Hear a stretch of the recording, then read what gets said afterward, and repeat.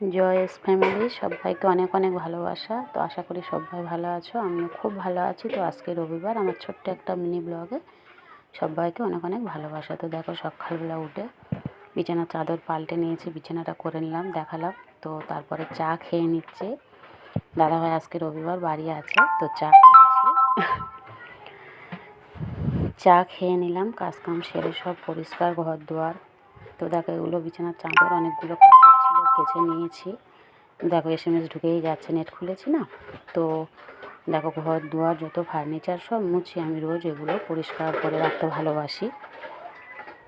তো সব পরিষ্কার পরিচ্ছন্ন করে নিয়ে দেখো, মেয়ে দেখো আব্বুজির চুলকে দিচ্ছে পিঠের চাল, মশা মারছে, চুলকে দিচ্ছে।